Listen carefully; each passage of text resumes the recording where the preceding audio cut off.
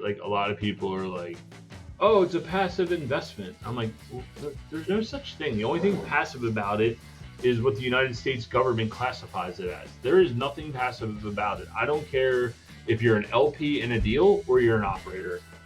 As an LP, your job is to hold the syndicators responsible and say, hey, man, like I gave you money.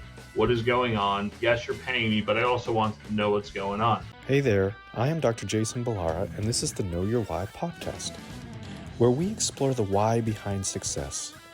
Every week, I meet with real estate investors, veterinary entrepreneurs, mindset coaches, authors, and fitness professionals to uncover their why and how it drives them on the winding road to success. What is your why? Hi, everyone. I'm Jason Balara, and this is the Know Your Why podcast. Today, I'm here with Ian Horowitz. Ian, since his first rental property in 2012, has broadened his involvement in real estate with property flipping, assisting troubled homeowners stay in their houses, providing housing for subsidized tenants, and now working actively in the self-storage industry. Ian, I think that that's actually just in that little bit, there'll be a lot to talk about. But first, I just want to say thank you for taking the time out today. Thanks for coming on the show. I'm super excited to get to chat. Yeah, no, and I'm much more appreciative of my 52-degree morning this morning after hearing about your heat wave Yeah, and starting this podcast today. So yeah, yeah. We're about going to be about double that. So it's crazy what the weather's doing right now. But why don't we just start with kind of telling your background? Let the listeners hear your story, and then we'll dive in from there. yeah, we have a pretty diverse background. To take it way back, 2007, 2008, my business partner and I, we both got hired by the city of Baltimore to go be big city firemen. We lived outside of Philadelphia. It was really hard to get hired there. You had to live in the city. There was all these crazy requirements. So we looked elsewhere. And me and a couple friends ended up becoming firemen for the city of Baltimore. You watch The Wire, that's where we work, like in the heart of it. You watch the riots that happened, that's where we work. We've always been in the mix. And 2007, 2008, we're picking up government jobs. Sure, we're doing what we love, but we are, in the middle of this global financial crisis. I graduated the academy in 2008, August of 2008. And, by later that year, we're getting furloughed. Talks of pension system issues, changing healthcare. We had all these different things, company closures. On top of that, side by side all of this, you're watching, you guys out in California had all those issues with the teacher pension funds and all these public service pension funds just going bankrupt left and right. Detroit going bankrupt. And if you don't think Baltimore is like a half a step above Detroit, you're out of your mind, right? And then I'm sitting here watching these guys at the kitchen table working 40, 50 years. And I'm like, man, these dudes are institutionalized. Like I said, like why you worked in the riots in the 60s, and then you worked in the riots in the early 2000, the 2000 teens.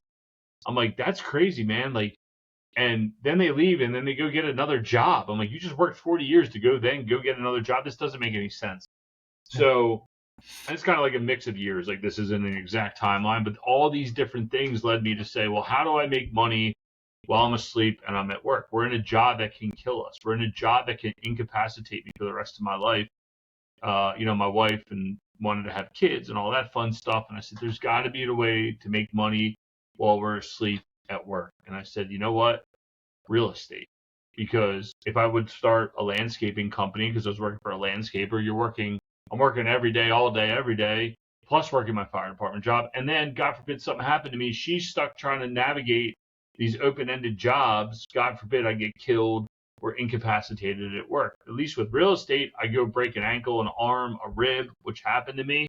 I'm still making money with very little input on my side, right? As long as it's rented out and stabilized, I would make money. And that's how we led down the path of getting started in rental single family real estate.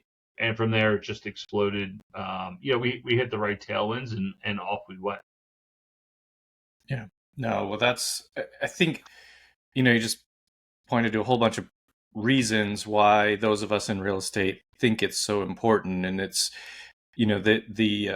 that dependence on a job, whether that's for ourselves or our families, is it's an illusion of safety in the sense that, like you said, if you get hurt and can't do your job, you get, heaven forbid, killed in a job like a firefighter. Like, there are significant risks to, I mean, that's outside of just getting laid off because of, economy issues. There are significant risks in a lot of ways to maintaining that. And so it's not that, like, you need a job, like you need a way to make money, but then you need to be thinking about how can I, as you say, like, turn that money into something that continues to grow in my sleep while I'm working however it fits. There's got to be a way to make income, and then you need to look at how to kind of invest and grow it.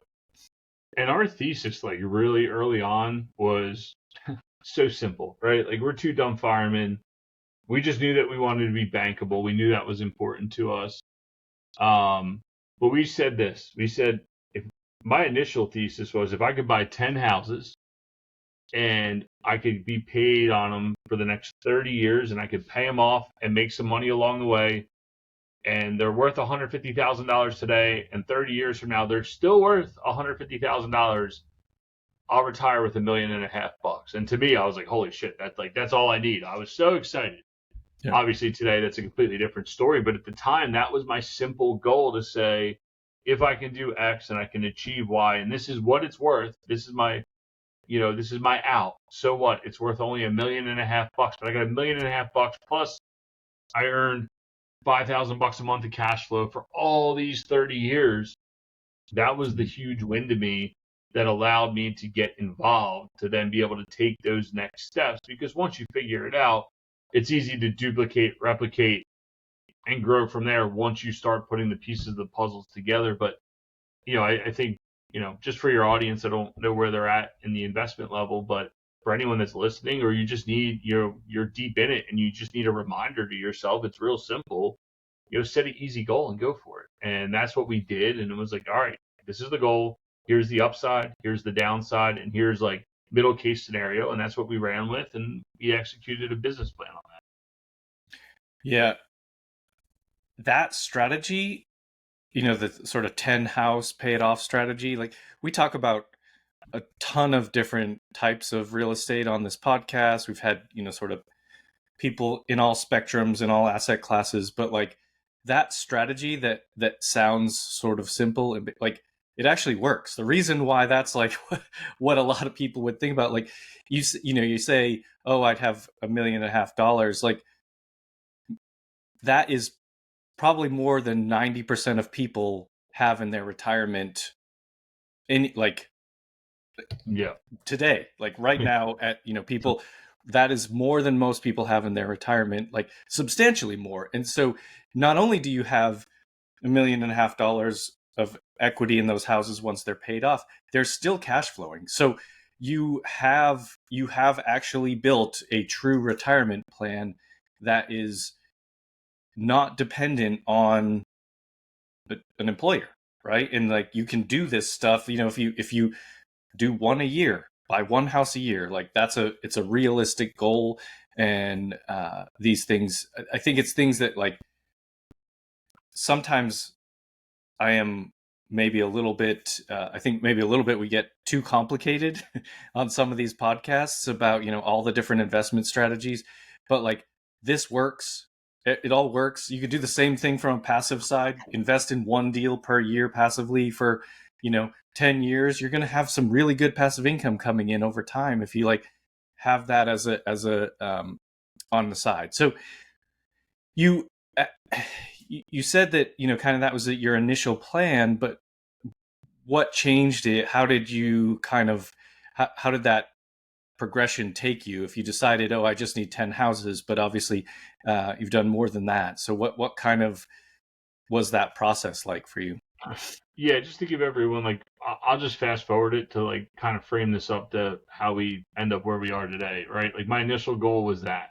And today, we have we're approaching 9 figures worth of real estate. We're closing in on the $100 million mark of real estate owned and under management, right? So it's wild to think to where we've been. But what happens is, we start buying in 2012, 2013, 2014. We're just kind of feeling it out. My business partner's wholesaling. I'm building a single family portfolio. We team up on a deal that we go and flip a house. We're like, dude, that was really cool. We just made like $100,000. Great. Like, let's go do that again. And we did it again 6 months later. And then like, we grew up together. Let's just go do this. So we go and do it. And, one thing that I will say the competitive advantage is that we had tailwinds on our side. The nice thing about an uprising market is that, we'd buy something wrong or open a wall and all hell breaks loose.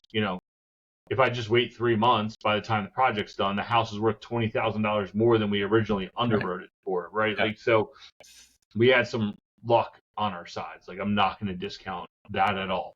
Like, we're not geniuses. But in the same sense, we use that to our advantage. Started flipping a bunch of houses, started talking to a lot more people, started dialing in banking relationships. We didn't know. We were just borrowing money from hard money lenders and friends and family. Then we had a securities attorney who approached us and said, hey, I'm looking to deploy some money. I'll raise some money for you guys. We really started to learn the syndication and banking side of things. And, he's like, well, you guys are flipping all these houses. These houses would make great rentals. Like, why don't you just turn them into rental houses? We're like, you know what? That's a great idea. So we built, after we flipped 100 houses or so over a 2-3 year period, then we just said, well, let's just do the same thing except turn them into rentals. He's willing to stay on with us. Let's do this. We'll build the banking relationship. Boom. Next, we have 100 rentals, right?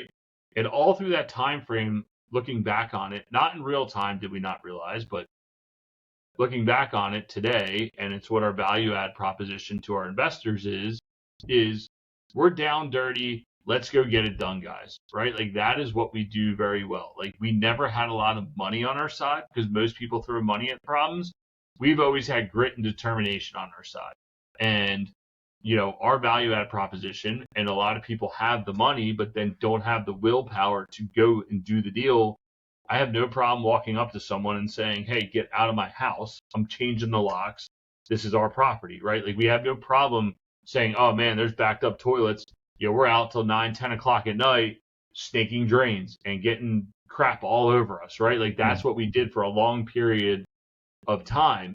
And we recognized what we were good at, and that was creating value by hard work and determination. And I believe we learned that from the fire department, right? Because when there's a fire burning, we don't leave the scene till it's completely out and it's been investigated and it's mitigated. Well, the same principles applied to our business in the same time frame to build a business. Man, there's a fire burning. We're working on it. We need help. We call in additional resources. We hire additional resources, and that started to grow. And we added employee 1, and then employee 2, and then employee 3, and we just slowly but surely scaled it up, and just navigated it in real time. It was crazy, hectic. We were scared shitless to hire someone. We were paying them more than we were making in the fire department, but looking back on it, it all made sense to how it played out over this 6-7 year period. Mm-hmm. Yeah, it's it's fascinating how you can kind of go from that. Oh, I just want to do one house. I want 10 houses, and then suddenly you have hundreds of houses, and it's like that's because you figure it out. And as you said, like using that grit and determination to make things happen. I think that's if you're not already independently wealthy, that is what most of real estate investing is it's just getting in there, making it happen, and figuring out a way to solve problems. The firefighter analogy is kind of perfect. Things come up every day. There's something that comes up, and you have to go take care of it. So you kind of transition from flipping houses to holding. In your bio, it talks about you also added in self-storage. I don't know kind of when that got layered on, Ian, or if there's more you want to kind of mention before we got to that point. Yeah. So all right. So we go through this whole time frame, and it's 2018, 19. We're starting to get priced out of the market. Our wheelhouse was we'd buy something, we could spend anywhere from $5,000 to $40,000 a shell. It just, we would go in and find the places that needed the most amount of work, and we would be all in for about $120. They would appraise at about $150, and rent was $12.50. It was a real simple business metric. I can tell you right now, 75% of 150 is $120. Sometimes we'd have 125 grand in and we get back 120,000. We have $5 grand stuck. Other times we'd be in for 100 grand and get back $20,000. And it was all a net wash in the end. Mm-hmm. The problem is pricing just skyrockets overnight. And now, we're paying $20,000, $30,000 a shell. Next, people are paying $40,000, $50,000 a shell. I'm like, what? Like, I don't understand. Like, this is crazy. And in that craziness, none of the rent increased side by side with that. So it was a great breaking point. We had right around 100 units at that point, and we're just like, we need to clean up some of our mess. So we hit the pause button. My business partner and our operations manager who runs our show, Ryan, they took on the day-to-day operations, dialed in how we're going to handle renters and build all the back-end platforms and everything else. Left me as a visionary saying, well, what are we going to do next? And what I was doing all night, every night at work is just scrolling. I'm reading everybody's syndication paperwork. I'm watching every video. I'm underwriting every deal that comes through because I said, I don't understand how these multifamily guys are making money continuously. Like, I don't understand. It doesn't make any sense to me how these guys are making money. I don't know what they're doing. So I just kept watching it over and over and consuming every piece of content I could. Then I said, okay, well, let's try our hand at it. So we stumbled on a 7-unit apartment building we were able to buy. Then we stumbled on a 34-unit apartment building. And we're like, man, this is really cool. We end up with a 76-unit apartment building. We're like, this is great. The problem was the multifamily wasn't as scalable because there was so much competition for the multifamily. But what we found was that self-storage and industrial flex space, at the time anyway, there's a lot less competition for it. And the inventory product was gigantic. Like it's a blue ocean, right? And we're also expanding outside of Baltimore City, right? This is pre-COVID, but as COVID comes along, we really saw, I don't want to make it political, but in my opinion, we really saw that we're not in control, right? And that the government was completely in control. The renters had all the rights and we weren't getting paid. And that really upset me. But in the storage industry, in the industrial industry, they were still getting paid. There wasn't all these drastic measures to say you don't have to pay rent, all these other things. Actually, California was the only state in the storage industry that tried putting some sort of stopgap measure in place, and that was immediately eradicated within like 48 hours. And they were still continuing to be able to do auctions, increase rents, increase occupancy. And that's really what drew us to storage, was the ability to diversify our marketplace and also be able to be in an asset class that is a lot less intense, right? Because when someone's living in their property, well, I love the pride of ownership. Oh, this is my house and I got an issue. My toilet's backed up. Okay, my guys will be out there in the next 2 hours. Well, no, they can't come in 2 hours because I won't be there. Well, what do you mean? Like, this is our asset. We want to protect it. We don't want water all over the place. Side by side with that, like, I understand. Thank you for taking the pride of ownership, but in the same sense, like, I need to fix that. And then there's all these extra steps and rubs and all this other crap that just is like not fun, So again, storage, you're renting a metal box. Industrial, you're renting a metal box with a piece of concrete. You're dealing with business owners. It's a little more transient. It's a little more business-like, but in the same sense, it's a little more fun of a business model than just your standard, hey, I have a house, let's rent it out. I'll increase your rent every year 3 to 5% for as long as we can see until you move out, right? So that was the competitive advantages to storage that allowed us to go down that road. Plus, the numbers got bigger. You can only do so many $150,000 houses where you're like, this is boring per se. But also the upside just is not gigantic. Like, we're talking $300 to $500 a month cash flow.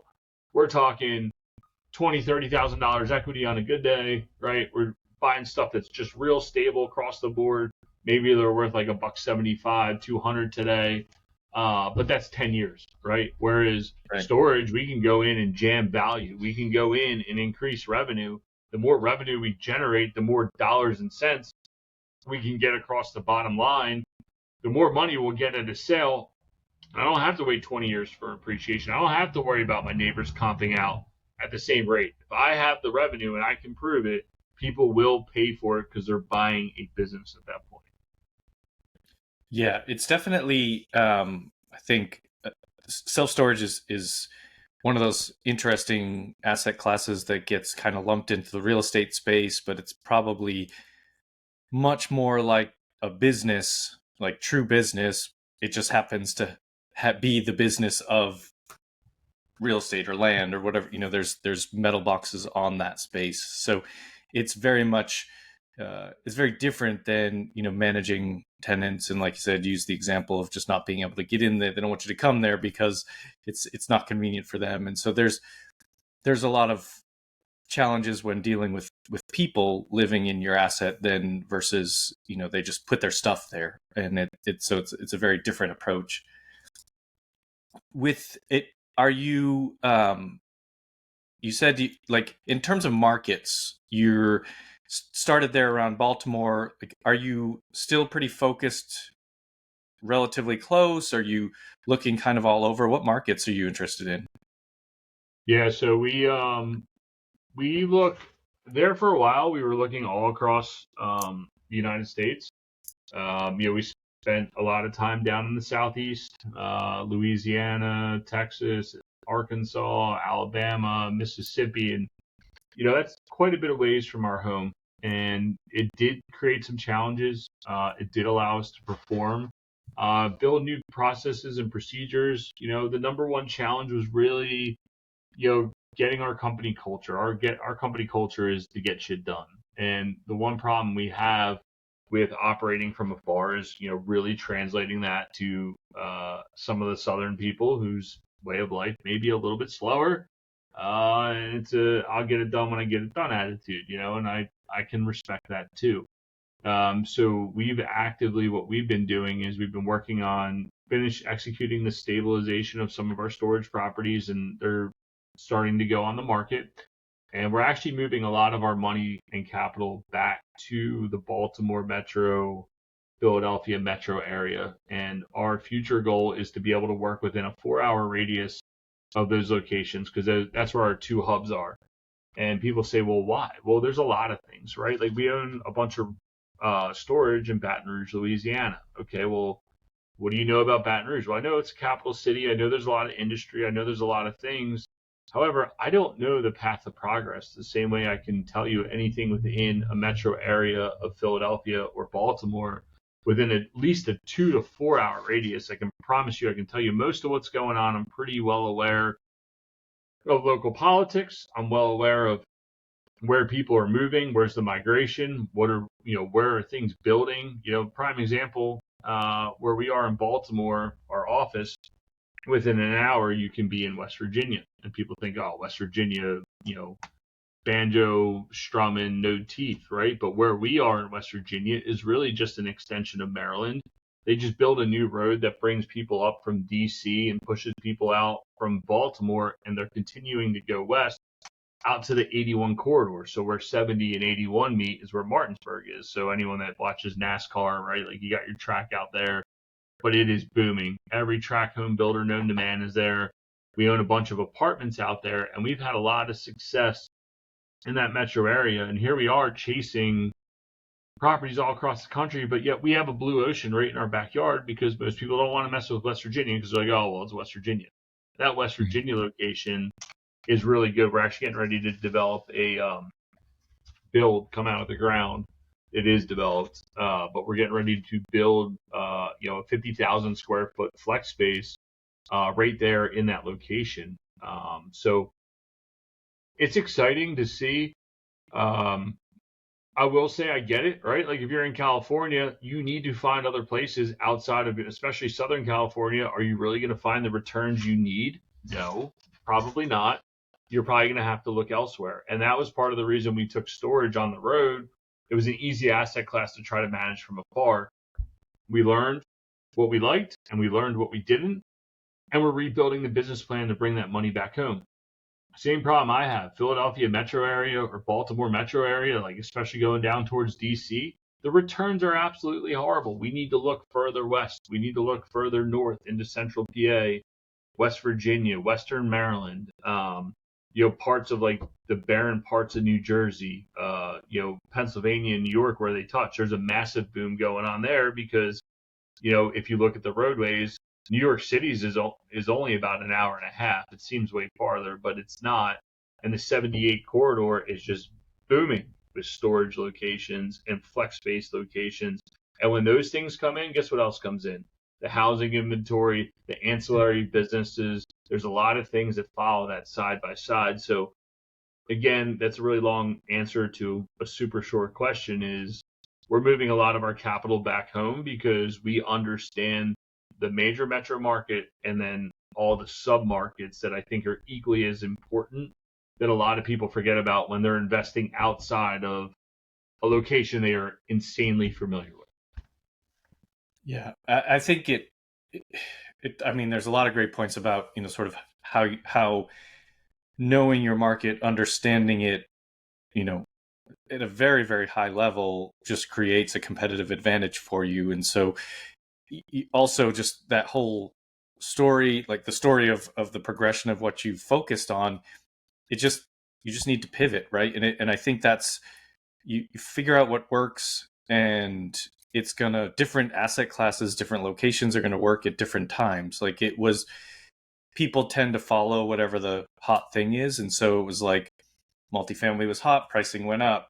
Then self-storage was kind of the next thing that got really hot. And so for a while, really great returns and money in self-storage. And then it seemed like everybody was in self-storage. And now there's always going to be that thing. And so it's probably pretty hard to be on the cutting edge of that thing in all markets in the country. Yep. Right? So being able to understand, your local and as you said, that sort of where that path of progress is going is going to help you out tremendously in finding what the right opportunities are. Yeah, I would agree with that. And, a lot of people do want to jump on the hot thing. We jumped on storage right before it got super hot. The reason we got into storage was because we understood the underlying metrics to it and that we actually wanted to do it, not just, oh, if I buy this and I just do X, Y, and Z, it's super easy and I'll just make money tomorrow. No, it's not. It's not that easy. And too many people are like, oh, I'll buy a storage facility and it'll magically fill up. No, dude, there's a lot of work that goes into it. It is a operating business. And I think one thing that gets lost with a lot of people is like the word passive, right? Like a lot of people are like, oh, it's a passive investment. I'm like, no, there's no such thing. The only thing passive about it is what the United States government classifies it as. There is nothing passive about it. I don't care if you're an LP in a deal or you're an operator. As an LP, your job is to hold the syndicators responsible and say, hey, man, like I gave you money. What is going on? Yes, you're paying me, but I also want to know what's going on. As an operator, our job is it's a full contact sport, in my opinion, right? So there's something for the LPs to do. As the operators, there's something for us always to do, right? Like we're making sure we're optimizing. If you're using a property manager, your job is to hold the property manager accountable. Your job is to make sure you're getting the best bank debt possible. Your job is to make sure the LPs are doing what they're supposed to be doing. There are so many things that are going on, and too many people are like, I'll just buy it, set it, and forget it. And that's why a lot of people stay in the single family space, because you know what? It's super easy. It is kind of set it and forget it. But are you creating a business, or are you just playing business? And most people do end up playing business and make a bunch of money because they take the whatever, it's fine, and I got 10 houses, and it will work out, and whatever, exactly what we talked about at the beginning. But if you recognize there is actually a business behind this, and you can execute on it, and you can make a good bit of money doing it, then I would go and check that out too, and really take it seriously, because if you're not keeping books on it, it's not a real business. Yeah, 100%. Ian, let me switch gears. I want to ask you the questions that I ask every guest. The first one is always related to the name of the show, being Know Your Why. So I ask every guest, what is your why? You've had a really interesting path, I think, and so already been successful, but sort of continuing. What is your why? What's driving you? Well, if you haven't figured it out, I love talking. This is why I love going on podcasts. But my why's changed a lot over the years. My initial why was, to make a few extra bucks, like we talked about. Then my why was support my family. Then my why was, um, let's retire.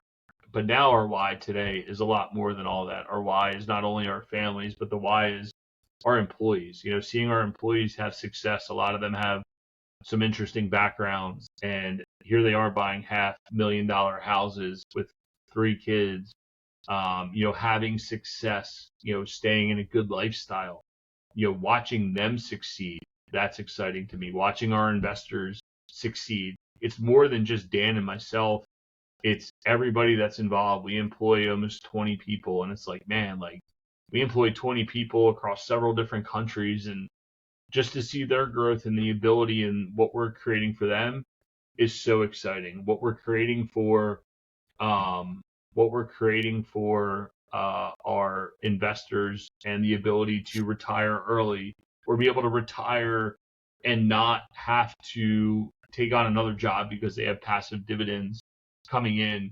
That's the real why. And I think if you recognize that it's more than just about you and building, and again, this kind of goes back to the last question of building a real business, because the business is more than just us. It is everybody that's involved with it. That's what's exciting to see, and that's the real why. Yeah, I think it's definitely something that has happened to me, and something that I've seen with a lot of my guests, is that why is evolving constantly. Really, different stages in your life, different levels of involvement in what, a lot of times we start and it's just us, or just us and a partner or whatever, and then you grow an actual company and your employees have families, and like you said, it's just kind of, it becomes just a different perspective on everything. So, but it's really cool to see that growth and how it evolves. Tell us something about yourself that isn't common knowledge, special skill or a hobby, or anything to let people know you better.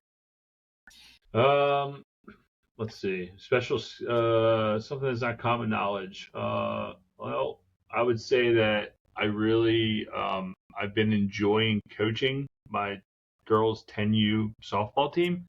I kind of got thrusted into it, and it's been really fun to, again, kind of what we just talked about, being able to pour into other people. There's a lot of selfish things that I get to do. Like I got my pilot's license and just won a big fishing tournament and some other fun stuff. But like, that's the real stuff that really like excites me, like being able to pour myself not only into my girls, but the girls on the team. Not everybody has the same background or the advantages that my kids have. And just being able to give them an hour and a half of freedom to go be themselves and play competitively, it's really exciting. And I was just telling somebody yesterday, I do really get really motivated by it. And I probably put way too much effort into it. I'm planning out practices and all this other crap. But I really do enjoy it. And I'm looking forward, because I have a younger one, so I'm looking forward for her to come up through the ranks and be able to coach for the next several years.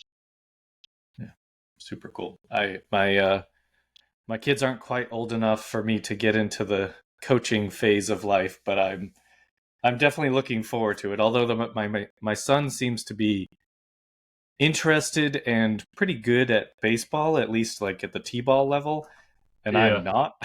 That's not something I ever did. Luckily, my wife played softball, so I'm like, this might be your thing, but I will do whatever I can to help sort of nurture that and watch it grow if that's what he wants to do.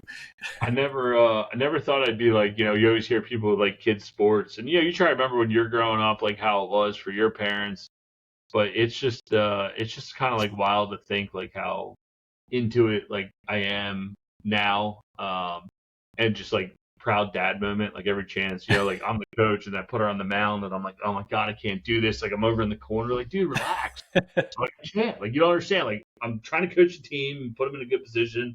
and I got to watch my daughter like maybe struggle or have a good time on the mat. It's stressful. So it's Yeah. but it's fun, dude. You know, it's a good outlet to watch the kids grow, and you get to give them a teaching lesson. At the end of every game, I put them in a circle, asking them how they thought they did. Everyone remembers something good, something bad, and what they can work on for the next game. And you know what? If that's, start instilling proper practice in these girls that are anywhere from 8 to 11 years old. And who knows, maybe one of them goes down the entrepreneur route and someone becomes the president, whatever it is. Yeah.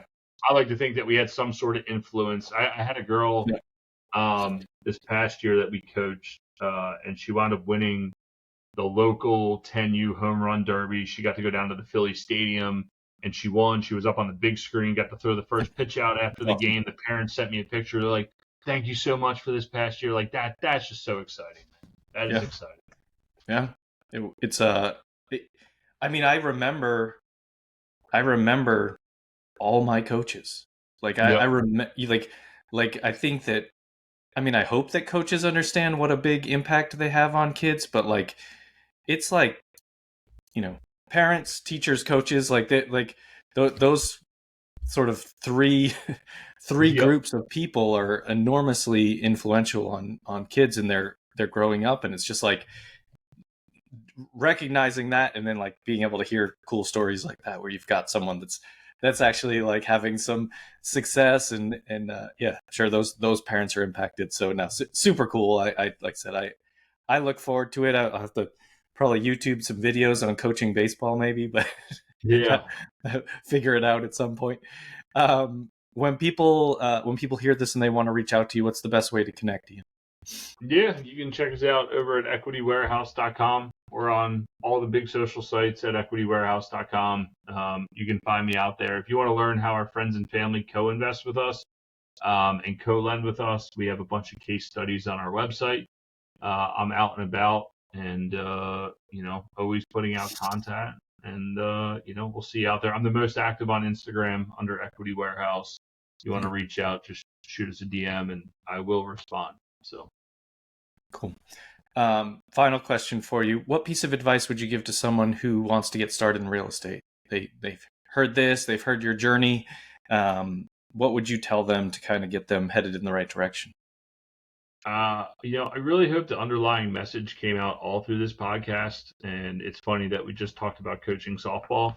It's swing the bat, man. Too many people are on the sidelines. Too many people, I wish we could see our viewers on all of our podcasts. You probably have the same viewers that keep listening to your podcast and just never get off the sidelines, right? You don't have to be the operator. You can invest with Jason. You can invest with myself. There's so many ways to invest. If you don't like either of us, go invest in the stock market through the REITs. Whatever it is, just go do it, man. Like, get off the sidelines. The number one thing that screwed me up was when someone said, "What, you're not willing to bet on yourself?" And that at that point was we were already in business, and I wasn't willing to quit my measly $70,000 a year fire department job that I could get killed at. And the day we quit the job and we bet on ourselves, our business tripled. So if you're sitting there going, "Man, I don't know, I'm going to lose money. Dude, guess what? The government don't have your best interest in mind. The stock market doesn't have your best interest in mind. Go do it. Go secure your own financial future and get out there and swing the bat." Yeah, love it. That's a fantastic message to end on.